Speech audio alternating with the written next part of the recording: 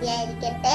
ഈശോയിൽ ഏറ്റവും സ്നേഹമുള്ളവരെ, ഉണ്ണീശോനെ സ്വീകരിക്കുവാനായുള്ള ഒരുക്കത്തിൽ ഏറ്റവും പ്രധാനം പ്രാർത്ഥനയാണ്. പ്രാർത്ഥന എന്നാൽ വെറും വാക്കുകളല്ല. തോമസ് മോർ പറയുന്നു, നമ്മുടെ ജീവിതം ദൈവത്തിന് മുമ്പിൽ നിരന്തരമായൊരു പ്രാർത്ഥന ആയിരിക്കണം. ഇതിന്റെ അർത്ഥം നമ്മുടെ ഓരോ പ്രവർത്തികളും, നമ്മുടെ ഓരോ വാക്കുകളും, നമ്മുടെ ഓരോ ചിന്തകൾ പോലും ഉണ്ണീശോയ്ക്ക് സമർപ്പിക്കാവുന്ന ഒരു പ്രാർത്ഥനയായി മാറ്റണം. ക്രിസ്മസ് തിരക്കുകളിൽ, നമ്മുടെ ജോലികളിൽ, പഠനങ്ങളിൽ എവിടെയായിരുന്നാലും ദൈവം സംസാരിക്കാൻ നമ്മൾ സമയം കണ്ടെത്തണം. നമ്മുടെ കരുണയുള്ള പ്രവൃത്തിയും സ്നേഹം നിറഞ്ഞ വാക്കും പ്രാർത്ഥനയായി മാറട്ടെ. ഇന്നത്തെ സുഹൃത്ത് ജപം, ഉണ്ണീശോയെ എന്റെ ജീവിതം പ്രാർത്ഥനയാക്കി മാറ്റണമേ.